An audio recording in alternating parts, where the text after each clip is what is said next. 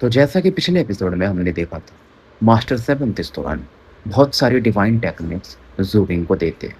खास करके वो जो ब्रूटल टेक्निक थी, जो कि इन्होंने अपने बाकी डिसाइपल्स को भी नहीं दिया था। डार्क सेरेनिटी पावर से रिलेटेड ये वो पावर भी इसे इम्पार्ट करते हैं। अब आगे अब जो उसके बाद यहाँ से बाहर निकलता है सेक्ट लीडर के पैलेस से और जो लिमिटलेस क्राउन था उसे पहन लेता है। पहले उतना पता नहीं था, लेकिन इतना पता था इसे कि कैप्टन अगर किसी चीज़ के पीछे है, मतलब वो बहुत खास चीज़ है। लेकिन अब तो इसे पता भी चल चुका था। अब देखो, क्योंकि ये हाइनेस है तो इसके पास मेंशन ग्रोटो भी था, मतलब बड़ा सा घर रहने के लिए। लेकिन फिर भी ये पानी के पास ही रहता था अपनी नाव में।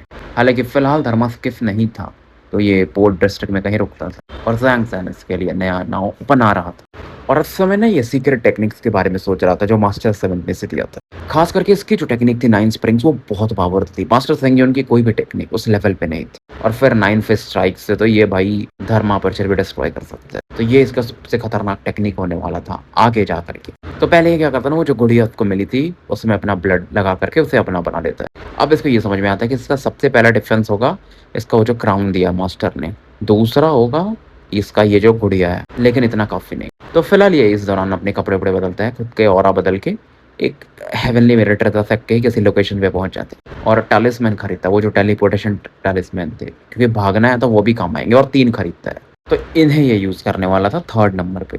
तो उसके बाद ये फिर अपने 7 ब्लड आइज में अब वापस आ जाता है, जहाँ पर अभी भी कंस्ट्रक्शन के काम चल ही रहे थे। इस दौरान से एक मैसेज आता है कि जो मैं अपना काम कर चुका हूँ, अगर तुम फ्री हो तो आ जाओ।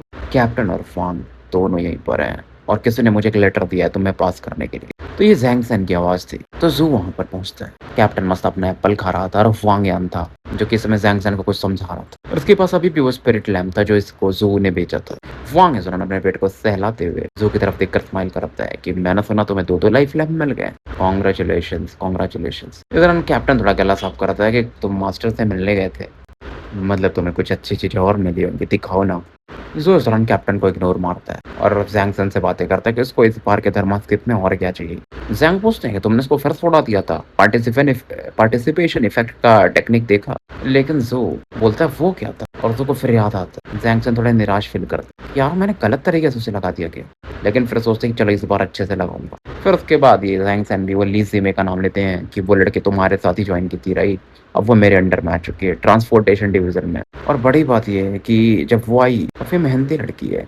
जो सुप्रीम आर्बिटर इमोर्टल सोसाइटी वाले हैं ना, उन्होंने उसको नोटिस किया और फिर दोनों सेक्टर में डिस्कशन हुआ और उस लड़की को वो लेके चले गए कि वो उनके टेक्निक्स के लिए ज़्यादा सूटेड है। इधर जो जैंग था, मतलब हुआंग से जैंग सेन बात करता है कि उसे सेकंड सिबलिंग को कुछ गिफ्ट देना था, ज़्यादा महंगा नहीं होना चाहिए, नहीं तो वो उसे अलग वे में ले लेंगे। कि इस जो लैंप में फ्लेम है ना उसको हेयर पिन में बदल दो, वो होगा मेरा गिफ्ट। जैंग सेन भी बोलता है ऑफ कोर्स मैं ये कर दूंगा, नो प्रॉब्लम। इस दौरान हुआंग भी ये भी कहता है यार साउथ फिनिक्स इतना अच्छा जगह था, इतने मतलब गंदे जगह क्यों आ गए। तुम्हें क्या लगता है सू, क्यों ना वापस चले जाए। मैं तो एल्डर सिस्टर को बोल ही रहा हूँ वापस जाने के लिए। इस दौरान जो कैप्टन रहता ना कि अरे यार वो तो बात सही है, मेरा लंबा प्लान हो चुका था। इंटेलिजेंस डिवीजन से मैंने अच्छे खासे इन्फॉर्मेशन इकट्ठा किए थे। लकी है फ्लेम फिनिक्स कि मैं वहां से चला गया। वांग यान जो कि जा रहा था ना, ये सुनता तो रुकता है और पूछता तुम्हारा प्लान है फ्लेम फिनिक्स से, क्या करने वाले थे तुम। जू भी कैप्टन की तरफ देखता है। तो कैप्टन बोलता हाँ मैं प्लान तो कर रहा था कि फ्लेम फिनिक्स का जो घोंसला है ना वहां से कुछ निकालने का, बट कोई ना अब मेरे पास दूसरा प्लान है। वांग रुका हुआ था, नया प्लान जानना चाहता था। और कैप्टन फिर धीरे से आवाज में बोलता तुम लोगों को पता है स्वॉर्ड स्टेजेस के बारे में। जैंग सैन और जू दोनों देखते इसकी तरफ। वांग यान भी थोड़ा क्यूरियस था। कैप्टन इस दौरान वांग यान की तरफ देख के कहता है कि यार इस मोटे का कुछ तो दिमाग अलग चल रहा है। लेकिन फिर भी वो बताता है कि स्वॉर्ड सीज जो है ना वो मेंबर होते हैं स्वॉर्ड सीज डिवीजन के, जो कि 5 ग्रेटेस्ट सेलेस्टियल डिविजन्स हैं ह्यूमन काइंड के। और उनका हेडक्वार्टर है इंपीरियल कैपिटल। और उनके 7 डिवीजन है जो कि 7 अलग अलग कंट्रीज में है। सीधा सीधे ये बोलते हैं कि हमारा जो एम्परर रिसीविंग प्रीफेक्चर है, यानी जहाँ पर ये लोग हैं, यहाँ भी एक स्वॉर्ड सेज का कोर्ट है। अगर तुम उसे ज्वाइन कर लेते हो तो तुम एक स्वॉर्ड सेज बन जाओगे। फिर सेक्ट तुम्हारे ऊपर नहीं आता, सेक्ट तुम्हें कुछ नहीं कह सकता बाकी। मतलब जब तक तुम बिट्रे नहीं करोगे, धोखा नहीं दोगे ह्यूमन काइंड को, तब तक कोई कुछ नहीं कर सकते।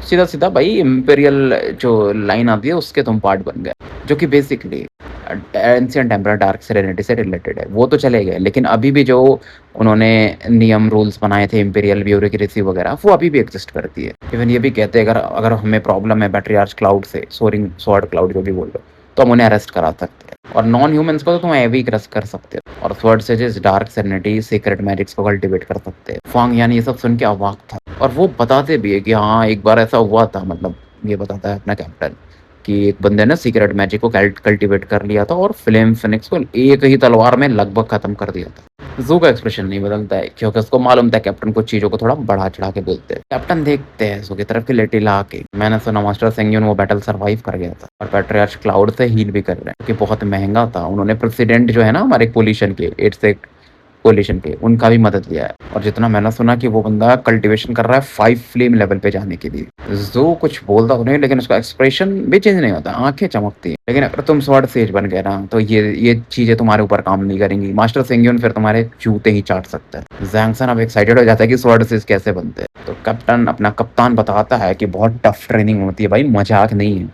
बेस्ट में से भी बेस्ट चूज़ करते हैं। हर 10 साल में बस 5 लोग एंटर होते हैं और जो मेरा कैलकुलेशन कह रहा है वो एग्ज़ाम बहुत पास है। जो पास वाला हमारे कोर्ट है ना वो supreme beginning neither flight pillar के पास है, तो मैं वहाँ पार्टिसिपेट करने वाला हूँ। तो तुम लोगों को बता दूंगा बाद में। और कप्तान यहाँ से निकल जाता है। वांग यान भी इधर निकल चुका था। अब यहाँ पर ज़ू और कैप्टन बसते हैं, डिस्कस करते हैं धर्मास्किप का। फिर ज़ू भी चला जाता है। लेकिन इसी दौरान 8 सेक्ट कोलिशन में हमें क्लाउड्स व्हाट्सएप के लोकेशन एक सीक्रेट लोकेशन को दिखाया जाता है जहाँ पर कोई चीखे मार रहा था। उसके बॉडी में 8 एंसेट स्वॉर्ड दिखाई दे रहे थे, नासेंट लेवल के फ्लक्चुएशन दिखाई दे रहे थे, जिसके अंदर में एक बंदा दिखाई दे रहा था और बीच में एक ओल्ड मैन बैठे हुए थे जो कि पैट्रियार्च क्लाउड थे। सामने उनका ग्रैंडसन था जो कि बहुत बुरी हालत में था। जहर मतलब ज़ू ने जो यूज किया था बहुत पावरफुल था। इवन इनकी भी टेक्निक काम नहीं कर रही थी उसको खत्म करने में। कि तुम्हें जिंदा रखना ही मुश्किल हो रहा है, तुम अभी तक जिंदा हो क्योंकि प्रेसिडेंट का जो इम्पीरियल क्लास टेक्निक है वो अपने लाइफ फोर्स से तुम्हें स्टेबल कर रहा है, जहर को रोक के रखा है। और इस दौरान ये ज़ू को गलिया रहे थे कि तुम एंशिएंट एम्परर के बात पे जा सकते हो। इस दौरान में मास्टर सेंगियन को दिखाया जाता है जो कि गरिया रहा था ज़ू को कि मैं तुम्हें मार दूंगा ज़ू किंग।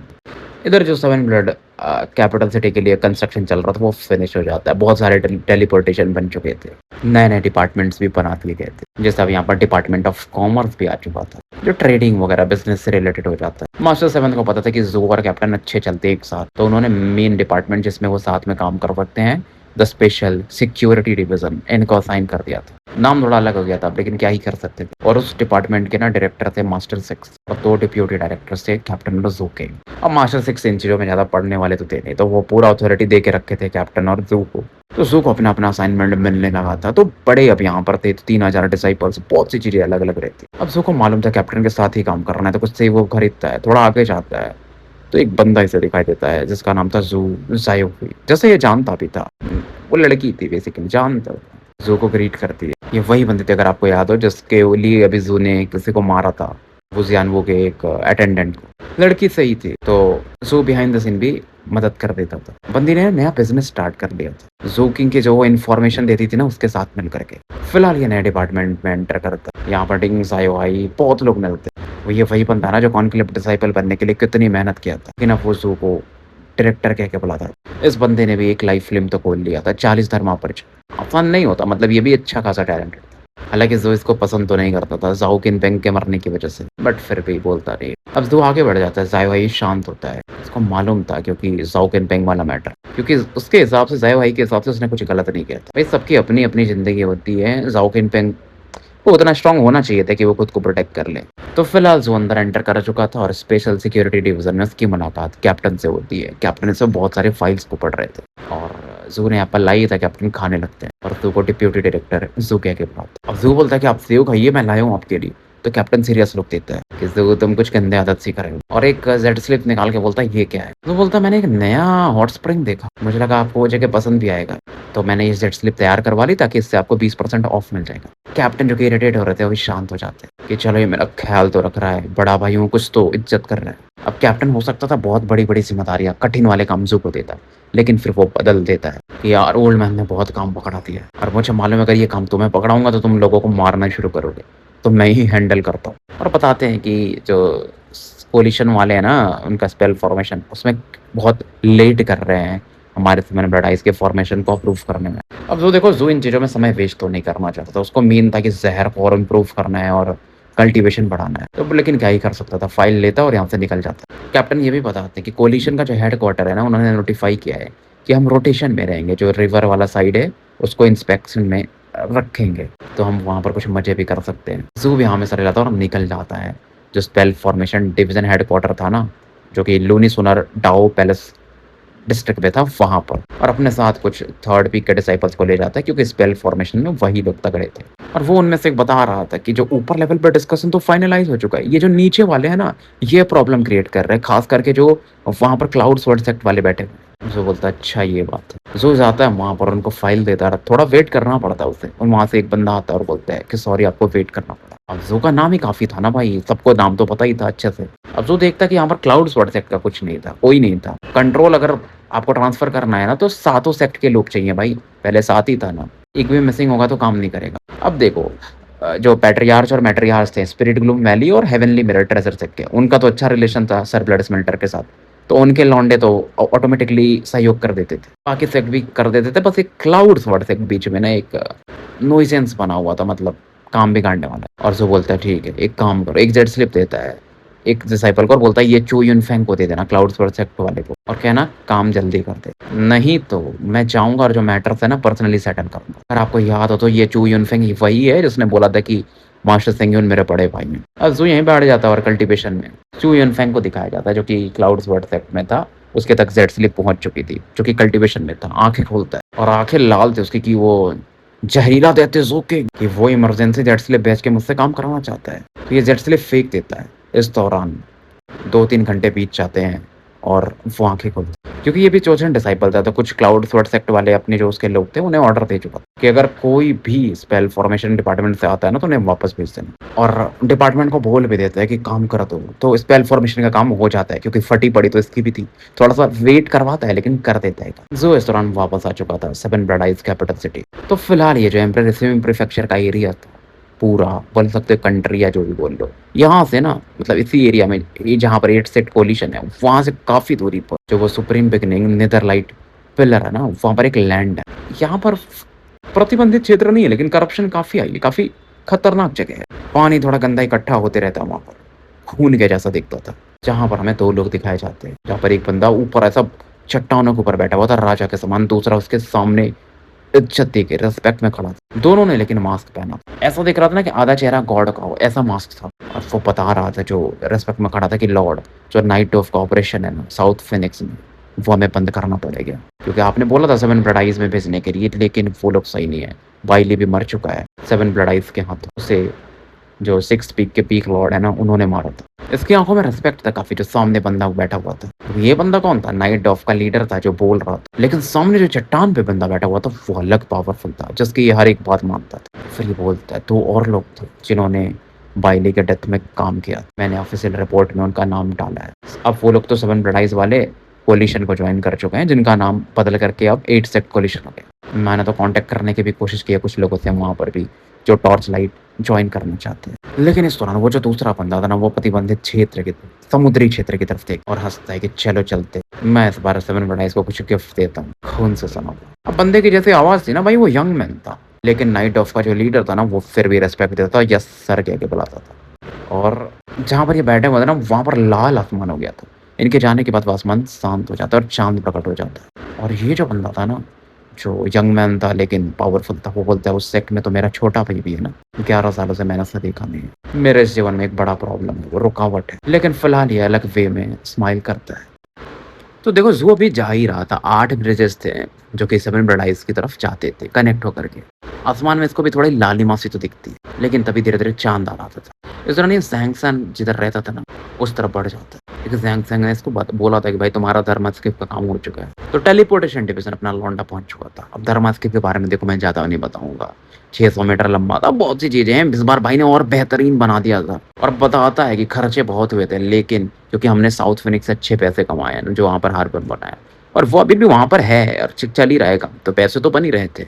जैंगसन बताते कि इसमें गॉडलीनेस की होना और चाहता है, पावर सोर्स भी स्ट्रॉन्ग है, मिनिमम अगर जब तक 3 फ्लेम बैटल प्रोग्रेस वाला अटैक नहीं करेगा ना तब तक इस धर्मास्किप को कुछ होगा भी नहीं। लेकिन सोल के खिलाफ ये थोड़ा कमजोर है, लेकिन उसके लिए भी मैंने इस पर एक मास्किंग ऐड कर दी है। फिर ये बोलते हैं मुझे पता है कि तुम bell fire soul swallowing scripture use करते हो, तो उसमें तुम क्या कर सकते हो, अपने अपने धर्मा परचेस में सोल को इम्प्रेशन भी कर सकते हो, और धर्मास्किप में अगर तुम उसे मर्ज कर पाए तो धर्मास्किप के अंदर एक सोल बन जाएगा, तो फिर तुम्हारा ना ये धर्मास्किप अपग्रेड होकर के धर्माशिप बन जाएगा, मतलब अपने आप ही अपग्रेड हो जाएगा अगर तुम सोल इसमें डाल देते हो तो। मतलब खतरनाक प्लान से बनाया था, और इसमें एक्सप्लोजन के लिए अगर कोई नाव पर अटैक कर दे, आपके पास कोई ऑप्शन ना हो, तो इसको डेटोनेट कर सकते हो, फोड़ सकते हो। फिर ज़ू हैंग तुंग बोलता है यहाँ से निकल जाता है। इस दौरान ज़ैंग थोड़ी अंगड़ाई भी रहते हैं। बहुत मेहनत किया था, बहुत खर्चा भी इस पर हुआ था और इस बार इन्होंने पार्टिसिपेशन इफ़ेक्ट जो भी था वो एक टेक्निक अच्छे से डाला था कि अगर ये बंदा फिर से एक्सप्लोड करता है ना तो ये ढंग से काम करेगा। लास्ट टाइम मेरे स्किल्स थोड़े कम थे लेकिन इस बार मैंने और इम्प्रूव कर लिया है और बंदा मस्त है, उसके बाद पाइप भी नहीं लगता है। ज़ू भी इधर काफ़ी सैटिस्फाइड था, उसको लगता था यार सैमसंग की स्किल्स क्या है भाई, ट्रांसपोर्ट डिवीज़न में भी ये बंदा ना मतलब इसके हिसाब से वो डिवीज़न भी नहीं। लेकिन ज़ैंग को खुद ऐसी लाइफ पसंद थी तो अब ज़ू क्या ही बोल सकता था। लेकिन ज़ू ये सोचता है कि मुझे एक तरीका ढूँढना पड़ेगा कि मैं इसको और पे कर पाऊँ। तो देखो अभी जो पोर्ट वाला एरिया था वहाँ कंस्ट्रक्शन चल रहा था लेकिन ज़ू ने अपना बर्थ ले लिया था। थर्मस निकालता है और उसके अंदर प्रवेश कर जाता है और इस दौरान ना उसने वो जो बीटल्स थे इसके जिन्होंने इमॉर्टलाइज खा लिया था वहाँ पर उन्हें चेक करता है। वो अभी भी गहरी निद्रा में थे। तो फिलहाल ये जो मास्टर 7 ने इसको मैजिकल टेक्निक्स दिया था उसको सीखना शुरू कर देता है धीरे धीरे, क्योंकि पावर लेवल उसका बढ़ा था, कल्टीवेशन पे फोकस करता है। तो 102वां जो धर्मापर चढ़ता है ना इसका लूज हो जाता है, मतलब खुलने वाला हो जाता है। तीसरे दिन मतलब तीसरी रात को ये आंखें खोलता है और बाहर निकलता है, डेक के ऊपर आता है। किनारे देखते तो कैप्टन खड़े थे और एक एप्पल फेंक के मारते हैं, मतलब उछालते हैं धर्मास्किफ की तरफ। देखो डिफेंसेस एक्टिवेट थे लेकिन कैप्टन का अपना अलग तरीका था भाई। तो सेव अंदर प्रवेश कर जाते हैं और जो को देखकर बोलते हैं बिजी नाइट लिटिल आकी। जो बोलता है हाँ बिजी तो हूँ। कैप्टन बोलते हैं अच्छा बिजी नहीं हो, आ जाओ हम कुछ करते हैं। आजकल पैसे थोड़े कम हो गए थे, मैं कुछ प्लान कर रहा हूँ। वो जो वांग यिनकुन जो था या जो भी था ना जिसको उंगलियां इन्होंने काटी थी, तो ये बोले कि मैं उसको बेचने का सोच रहा हूँ और मैंने प्लान भी कर लिया है। आज रात में हम वो डील करने वाले हैं, तो तुम आओगे ही ना। देखो मैंने तुम्हारा भी एक बार साथ दिया था, तुम अपने घर जब जा रहे थे तो मैं तुम्हें लेकर गया था। तो जो बोलता है कहाँ पे डील हो रहा है, तो ये बताते हैं कि डार्क सेरेनिटी सेक्ट का जो माउंटेन है ना नीचे वाला, मतलब माउंटेन के नीचे जो एरिया है वहाँ पर। और फिर बोलते देखो मेरी तुम्हारी दोस्ती काफी अच्छी है ना, वो चाहे थर्ड सिबलिंग के जैसा नहीं है। मैंने उसको बोला वो भाग गया जरूर, लेकिन देखो मैं तो बड़ा भाई हूँ, तुम लोगों को बहुत प्यार करता हूँ। मैं सोचा यार तुम्हें इंक्लूड कर लेता हूँ, ये लंबा प्लान है। क्योंकि जो बोलता है आपको ऐसा नहीं लग रहा है कि इसमें हम फंस भी सकते हैं, ट्रैप हो सकता है। वांग इनकुन को उसकी उंगली वापस करने जा रहा हूँ भाई, वो बुला लेगा लॉन्डो को, फिर क्या करोगे। कैप्टन इशारा करते हैं वो तो मुझे भी पता है लेकिन हम देख लेंगे। देखो कैप्टन बोलते हैं मुझे कुछ होता तो नहीं आते मास्टर 7 यानी ओल्ड मैन, लेकिन तुम हो ना तो पक्का आएंगे। जो भी मान जाता है। तो रात का समय था, दोनों यहाँ से निकल जाते हैं डार्क सेरेनिटी सेक्ट की तरफ और पहाड़ी का जो नीचे का हिस्सा था जिसे हम फुट बोलते हैं, माउंटेन फुट, वहां पहुंच चुके थे जहां पर कैप्टन ने अरेंज किया था कि वांग यिनकुन से मिलेगा। यहाँ से पहाड़ भी अच्छे से दिखता था। दूर में ना एक बड़ा सा स्टैचू भी दिखाई देता है डार्क सेरेनिटी एम्परर का, जिसमें से एक अलग प्रेशर फील हो रहा था। मतलब काफी दूर था फिर भी। अब तुम ये भी सोच सकते हो सेवंथ पीक जो है, राइट, सेवंथ पीक जो है ना वो डार्क सेरेनिटी सेक्ट का एक तरह से सब्सिडियरी ब्रांच हुआ करता था। तभी तो सेवन ब्लड आइज शुरू हुआ था। पहला उसका जो पीक था वहाँ पर स्वर्ण शक्ति की टेक्निक है, ऐसे करके सातवां जो जिसके मास्टर 7 थे उसमें डार्क सेरेनिटी के टेक्निक्स थे। हालांकि अब ये अलग खुद के सेक्ट बन गए, वो अलग बात है। इस दौरान जू देख रहा था आसपास, तभी कैप्टन बोलते अब समय हो चुका है, फुआंग अब जल्दी आता होगा। ये फुआंग यहाँ नहीं है, वांग यिनकुन है, याद रखना, अपन इसको यिनकुन ही बुलाएंगे। धीरे धीरे आधा घंटा गुजर जाता है लेकिन फुआंग यिनकुन अभी तक नहीं आया था। कैप्टन ने सुना एक वॉइस मैसेज भेजते, इन दोनों को पता नहीं चलता लेकिन आसमान से कोई तो ऊपर की तरफ आगे जा रहा था बढ़ते हुए। लेकिन ये फिगर जो भी थी ना वो आसमान में बीच हवा में रुक जाती है और जू को नोटिस करती है और कैप्टन को। और फाइनली ये जो थी इनके चेहरे को दिखाया जाता है, दिखने में बहुत ही सुंदर, जैसा बोलता है ना सेडक्टिव, वो औरत थी। बाल लंबी, पिंक रिबन टाइप भी कुछ पहना हुआ था और कपड़े जो थे वो स्टार्स के साथ मानो चमक रहे थे, मानो ये इस दुनिया की हो ही नहीं। स्किन एकदम फेयर भाई, और कमर जो थी ना वो विलो ट्री के समान पतली और चेहरे पर एक अलग स्माइल था। और नहीं भी था, कुछ ऐसा था भाई, बहुत मैच्योर थी, काफी बुद्धिमान भी बोल सकते हो। और जोकिंग पर इनकी नजरें पड़ती है, स्माइल करती और एक कदम लेती है ना तो आधा नीचे आ चुकी, दूसरे कदम में सामने आ जाती है और जू और कैप्टन एक प्रेशर फील करते हैं, मतलब ऑटोमेटिकली उनकी ऑरा का प्रेशर था। फिर वो बोलती है मूव मत करो। कैप्टन तो पहचान लेता, उसकी फट जाती कि उसको पता था ये कौन है, मैट्री आर्च है डार्क सेरेनिटी सेक्ट की, और इनका डाविस्ट नेम है आर्च इमोर्टल प्लम डार्क, तो हम इन्हें प्लम डार्क ही बुलाएंगे। जोकिंग को तो कुछ पता भी नहीं था ना कि ये कौन है। जू को इतना समझ में आता है लेकिन कि वो बॉडी भी मूव नहीं कर पा रहा था कि, और एक बस आंख थोड़ी बहुत हिल रही थी भाई की, तो देखते हैं कि वो इसी की तरफ मूव कर रही है। कैप्टन को इग्नोर करती है और ये जू के सामने आके खड़ी हो जाती है। बहुत सुंदर थी भाई, मैच्योर थी काफी, मानो एक शिकारी ने अपने शिकार को देख रहा उस नजर से जू की तरफ देखती है। जू थोड़ा नर्वस फील करता है। लेडी मानो उसको ऊपर से नीचे तक निहार रही थी, मतलब आंख देखती है, फिर होंठ देखती है, फिर नीचे तक जाती है, पेट तक, मानो उसको स्कैन कर रही हूँ। उसके बाद ये अपनी उंगली लगाती है और जू की मुंडी नीचे थी ना तो उसको ऐसा ऊपर कर देती और कहती हैं कि हम फिर मिल गए बच्चे, और तुम यहाँ क्या कर रहे हो डार्क सेरेनिटी सेक्ट में इतनी रात को, क्या गुम गए हो। तो प्लम डॉग की जो आवाज़ थी ना काफ़ी उसमें एक फ्लर्ट भरा था और बेविचिंग भी था। ज़ू के रोंगटे एकदम खड़े हो जाते हैं, मूव तो कर ही नहीं पा रहा था ऑरा की वज़ह से। बस देख पा रहा था उनकी आँखों की तरफ जो कि अलग ही उसमें मस्ती ना बोलते हैं ना फन भरा हुआ था। नर्वस फ़ील कर रहा था, एक तो लेडी का जो स्मेल था बॉडी का वो भी ये फ़ील कर पा रहा था। तो उसके दिल की धड़कनें तेज़ हो जाती, पहली बार हो रहा था, नहीं तो ज़ू को फ़र्क ही नहीं पड़ता भाई। और फटी अलग पड़ी थी क्योंकि ऑरा अलग थी। कैप्टन देख रहा था और गाली मार रहा था यिनकुन को कि भाई तू पागल है क्या मन में? कि इतना बड़ा थोड़ी मैटर था कि डार्क सेरेनिटी फिंगर के लिए तूने मैट्रियार्च को बुला लिया। फिर कैप्टन सोचता है लेकिन ऐसा थोड़ी हो सकता है कि मैट्रियार्च उसकी बात सुन ले। लेकिन कैप्टन जो बातें सुन रहा था ना मैट्रियार्च की, थोड़ा उसके दिमाग में कुछ तो आता और हैरान हो जाता कि हैं बिजली मारती मानो उसको कि ऐसा कैसे हो सकता है। कैप्टन आंखें बंद कर लेता कि वो कुछ नहीं देख रहा है कि यार लिटिल आर्क इनका चेहरा लगता है इनको भी फिदा कर गया। इधर इस दौरान दो लोग उड़ते हुए साइड से आ रहे थे, एक युनकुन था और दूसरा उसका भाई था जो उससे बड़ा था। युनकुन बोल रहा था बिग ब्रदर आपको मेरा बदला लेना पड़ेगा, उन्होंने मेरी उंगलियां उखाड़ ली थी, बहुत गंदा था। तो बड़ा भाई भी बोल रहा था टेंशन मत लो, मैं बड़ा भाई हूँ, देखते हैं। बड़े भाई का नाम हुआंग लिंगफे था और ये गोल्ड कोर कल्टीवेटर था, एक हेवनली पैलेस बना लिया था इसने। लेकिन जब ये दोनों देखते हैं ना सामने कि क्या चल रहा है तो एकदम विश्वास ही नहीं होता है। मैट्रियार्च भाई इनकी है तो ये तो जानते ही थे और देखते कि वो कैसे एक्ट कर रही हैं जू के सामने। जू की ठुड्डी को अपने हाथ से ऐसा पकड़ के हैं मानो फ्लर्ट कर रही हूँ। और जू से थोड़ी दूर पर ग्रैंड आइनस है सेवंथ पिक के, यानी कि अपना चेन एर्नियो बोलो या कैप्टन बोलो, जो कि खुद अचंभित है और उस तरफ देख भी नहीं रहे। वांग लिनफे तो रुक जाता है दूर ही, लेकिन छोटा भाई जो था इनको उसका ध्यान नहीं जाता पहले, तो वो चिल्ला देता है कि अरे ये तो जू किंग है, आज तो आपको बदला लेना पड़ेगा। तो अब ये चिल्लाता है तो कैप्टन को तवा चली जाती है, तो कैप्टन देखता उस तरफ। इस दौरान प्लम डार्क ऐसा हाथ छोड़ देती है, मतलब जू किंग का चेहरा, और लिंगफे और युनकुन की तरफ देखती है। और जब वो लिंगफे की तरफ देखती है ना, लिंगफे की फट जाती है, तुरंत अपने भाई को मारता है कि तुम पागल हो क्या, मैं इन चीजों में तुम्हारी मदद नहीं करूंगा। क्योंकि क्या देख लिया था उनकी अलग फट गई थी कि मैट्रियार्च जिसको पसंद करती तो उससे पंगा ले रहा है, क्योंकि दिख के तो वही लग रहा था कि मैट्रियार्च पसंद करती है अपने जोकिंग को। हम डाक बोलती है तुम दोनों यहाँ क्या कर रहे हो। लिंगफे दिमाग का शातिर था, वो तुरंत ही बोलता, उसका भाई तो बेहोश हो गया था इसके एक चमाटे में खुद के। तो वो बोलता है, रेस्पेक्ट दिखाता है कि वो मैट्रियार्च मैंने फेलो डाविस जोकिंग के साथ एक मीटिंग थी, बट हम ये मुझे चाहते कि मैं इसको आकर के जू को परेशान करूं, बट मेरा ये था कि मैं मतलब अपने भाई से यिनकुन से माफ़ी मंगवा लूँगा। नर्वसनेस की वज़ह से ना वो हकला रहा था और फिर वो ज़ू से बोलता है, फेलोडस ज़ू, मेरा भाई थोड़ा दिमाग से कम है तो उसकी बातों पर इतना ध्यान मत देना। वांग यिनकुन जाग चुका था तो कन्फ्यूज़ था कि ये क्या चल रहा है? मेरा भाई उनकी साइड ले रहा है।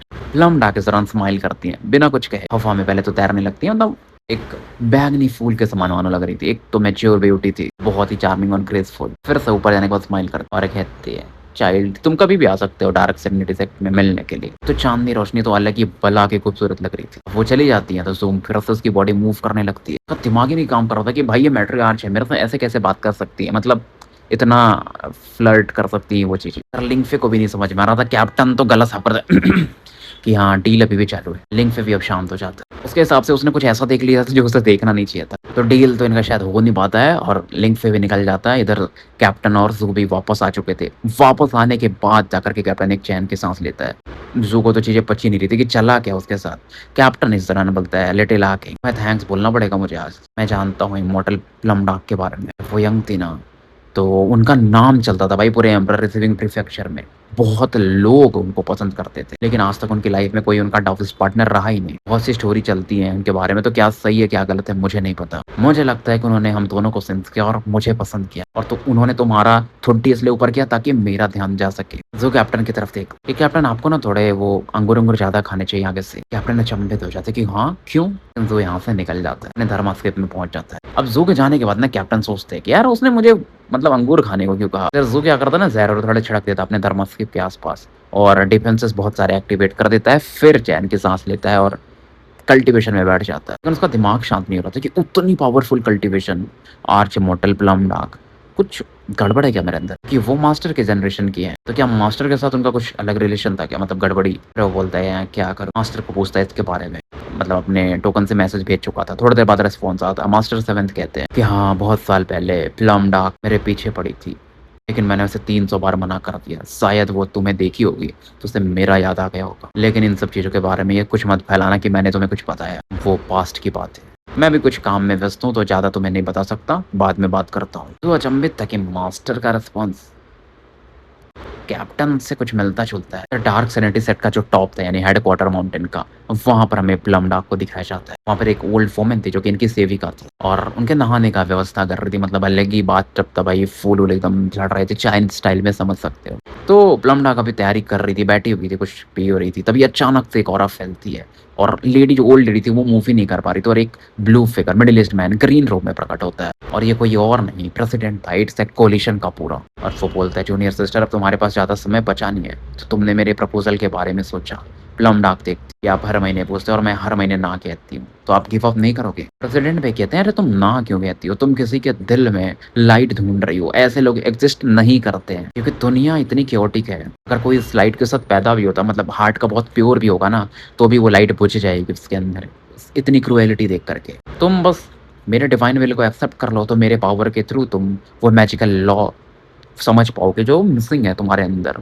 फिर तुम great circle of space shattering 1000 house में एंटर कर जाओगी और फिर तुम ऊपर के लेवल पे भी जा सकती हो, सेकंड स्टेज में। प्लम डार्क बोलती हैं अगर आपको बिल कॉल्ड्रन चाहिए ना तो किसी और को ढूँढ लीजिए। बाकी लोग नहीं जानते होंगे कि आप अंदर से क्या हो, लेकिन मैं जानती हूँ। प्रेसिडेंट स्माइल करते हैं, हमारा लाइफ फोर्स ज़्यादा बचा नहीं है छोटी बहन, मैं अगले महीने फिर से आऊँगा पूछने के लिए। फिर ये यहाँ से गायब हो जाती है। इनके जाने के बाद वो ओल्ड लेडी फिर से मूव करने लगती है। उसको तो पता भी नहीं चलता यहाँ पर क्या हुआ था। प्लम डार्क इस दौरान सोचने लगती है कुछ किसी चीज़ के बारे में। स्टोरी हम यहीं समाप्त करते हैं और मिलते हैं फिर कल एक नए एपिसोड के साथ। तब तक के लिए मैं आपका साथी एन अल्केमिस्ट एके मुसाफिर विदा लेता हूँ।